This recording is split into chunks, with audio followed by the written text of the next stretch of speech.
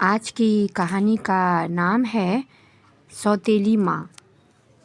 तो बहुत समय पहले की बात है। एक गांव में साजन नाम का एक लड़का अपने पिता के साथ रहता था। लगभग 1 साल पहले साजन की माँ का देहांत हो गया था। उसके पिता उसका बहुत ध्यान रखते थे और कोशिश करते थे कि उसे कोई परेशानी ना हो, पर उनकी भी अपनी सीमा थी। उन्हें काम पर भी जाना होता था, अतः वे साजन और घर को कम समय दे पाते थे। साजन और उसके पापा मिलजुल कर घर के काम करते, किंतु फिर भी कोई न कोई कमी रह ही जाती थी। उसके पापा सुबह जल्दी उठकर कपड़े धोते। नाश्ते में तो रोज़ बस दूध और ब्रेड ही होता था। उसके पापा दोपहर का खाना अपने दफ्तर में खाते और साजन किसी ढाबे पर जाकर खा लेता। शाम को फिर दोनों बाप बेटे ढाबे पर जाकर खाना खाते थे। जब बात बर्दाश्त के बाहर हो गई और साजन की रजामंदी भी हो गई, तो उसके पापा ने एक बड़ी उम्र की महिला से शादी कर ली। उसके आने से सब कुछ पहले जैसा हो गया, लेकिन साजन के मन में चिंता थी कि इसकी ये माँ उसे अपने माँ की तरह प्यार करेगी कि नहीं, और वो अपने मन में माँ को स्थान नहीं दे पा रहा था और दिन ब दिन वो शैतान होता जा रहा था। उसकी सौतेली माँ ने उसे प्यार से समझाया कि बेटा साजन, गलत हरकतें मत करो।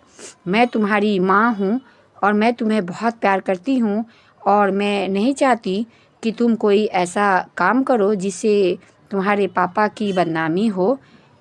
अब ये सुनकर के साजन के मन में गुस्सा बढ़ता गया और उसे ये बर्दाश्त नहीं होता था कि माँ उसे रोके, और वो हर समय अपनी माँ से झगड़ा करने लगा। माँ उसे बहुत समझाती कि बेटा, मैं तुम्हारी माँ हूँ, मुझे माँ समझो, लेकिन साजन कहता कि नहीं, तुम मेरी माँ नहीं हो, इसीलिए तो तुम मुझसे प्यार नहीं करती हो। और एक दिन साजन ने सोचा, क्यों ना मैं ये घर ही छोड़ दूँ, क्योंकि मैं सौतेली माँ के पास अब नहीं रह सकता हूँ। और इस तरह एक रात जब सब सो रहे थे, तो साजन चुपके से घर से निकल गया। रेलवे स्टेशन पर पहुंचकर वह प्लेटफॉर्म पर खड़ी ट्रेन में चढ़ गया। सुबह जब ट्रेन अपने गंतव्य स्थान पर पहुंची, तो साजन चुपके से स्टेशन से बाहर निकल आया। इस अनजान शहर में उसके पास कोई जगह नहीं थी जहां वो जा सके। वो घूम रहा था, उसे भूख भी लगी थी। उसे समझ नहीं आ रहा था कि वो क्या करे। एक चाय वाले की नज़र उस पर पड़ी। वह समझ गया कि बच्चा घर से भागा हुआ है। वह उसे अपनी खोली में ले गया और उसे पूछा, क्या भूख लगी है? साजन ने कहा हाँ। तो उसने चाय और उसे नाश्ता दिया। उसने मन में सोचा कि यह लड़का लोगों को चाय पहुंचाने में मेरी मदद कर सकता है। तो चाय वाले ने कहा, तुम मेरे पास रह सकते हो, तुम्हें खाना भी मिलेगा, लेकिन बदले में तुम्हें चाय की दुकान पर मेरी मदद करनी पड़ेगी। साजन मान गया। वह पूरा दिन दुकानदारों को चाय पहुंचाता, दोपहर को उसे कुछ खाना मिलता और रात को उसे चाय के दुकान के बाहर ही सोना पड़ता। धीरे धीरे उसे अच्छा नहीं लगने लगा और उसके बाद वह व्याकुल हो गया, क्योंकि उसे 2 रोटी और दाल खाने को मिलती और दुकान के बाहर सोना पड़ता। इस तरह कई दिन बीत गए। एक दिन वो लेटा था कि एक कुत्ता ज़ोर ज़ोर से भौंकने लगा। शायद वह जगह उसके सोने की थी जहाँ साजन सोया था, और वह नहीं चाहता कि उसकी जगह कोई और सोए। साजन वहाँ से उठ गया और रेलवे स्टेशन के अंदर चला गया। प्लेटफॉर्म पर सन्नाटा था। सिर्फ एक बूढ़ी औरत ज़मीन पर कम्बल ओढ़े लेटी थी। लगता था वह गहरी नींद में सो रही है। साजन चुपचाप उसके कम्बल में घुसकर सो गया। सुबह जल्दी उठकर साजन वापस अपने काम करने लगा। तभी उसने देखा कि बूढ़ी औरत के आसपास भीड़ नज़र आई। बुढ़िया के आसपास कुछ सिक्के भी पड़े थे। साजन को समझ नहीं आया कि माजरा क्या है।